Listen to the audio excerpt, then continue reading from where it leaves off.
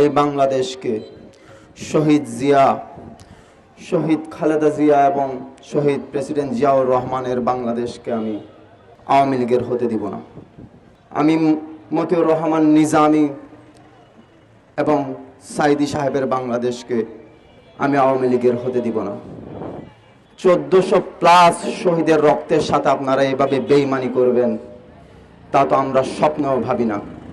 সামান্য কটা ভোটের জন্য আপনারা দিনের পর দিন এভাবে আওয়ামী ফ্যাসিস্টদের আপনাদের দলে জায়গা দিবেন, এটা আমরা স্বপ্নে ভাবতাম না। আমরা শুধু চিন্তা করতাম আপনাদের প্রিয়, আমাদের সকলের প্রিয় জনাব তারেক রহমান এসে দেশের হাল ধরবেন, আমরা এটাই চিন্তা করতাম। কিন্তু উনি এসে কি করলো, কি করে যাচ্ছে, জনগণের কাছে প্রশ্ন। আপনারা দেখেন বাংলাদেশে রান আছে কান আছে, শুধু বাংলাদেশের কথা বাদ দিয়ে দিলাম, কক্সবাজার রান আছে কান আছে, যত আওয়ামী ফ্যাসিস্ট, চিহ্নিত ফ্যাসিস্ট আছে তাদেরকে আপনারা পুনর্বাসন করছেন কয়েকটা ভোটের জন্য। কেন ভাই? আপনাদের যদি এত বেশি প্রয়োজন হতো, এই জুলাইয়ের আপনারা কতটুকু করেছেন? আপনারা ছাত্র দল, ছাত্র শিবিরকে মাঠে নামিয়েছেন, আপনারা কোথায় ছিলেন মাঠে? আপনারা তো কেউ জেলের মধ্যে আরামে ছিলেন, কেউ দেশের বাইরে ছিলেন, কেউ ঘরের মধ্যে আরাম সোফায় শুয়েছিলেন। রক্ত তো গিয়েছে আমাদের ছাত্র দল, ছাত্র শিবির এবং আমাদের সাধারণ ছাত্রদের।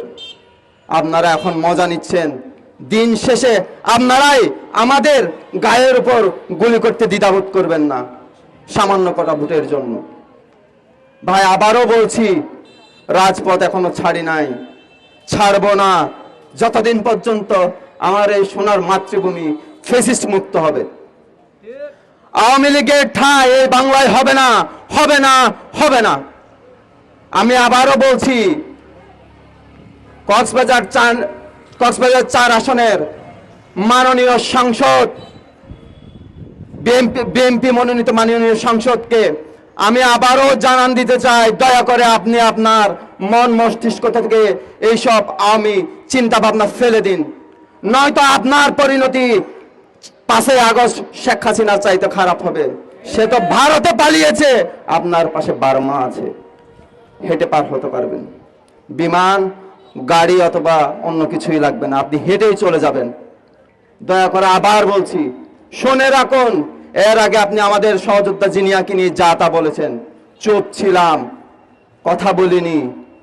এখন বলছি, এই জাফর চেয়ারম্যান এবং তার ছেলেকে আপনি আপনার ছত্রছায়ায় যদি রেখে থাকেন, দয়া করে আপনি নিজেই তাদেরকে প্রশাসনের হাতে তুলে দিবেন, কারণ এরিয়াটা আপনার। আপনি বলেন এখানে শাহজাহান চৌধুরীর কথা চলে, আপনার কারণে স্পিড বোট মালিকেরা পিকনিকে যায়। বেশি কিছু বলছি না, সব জানা আছে।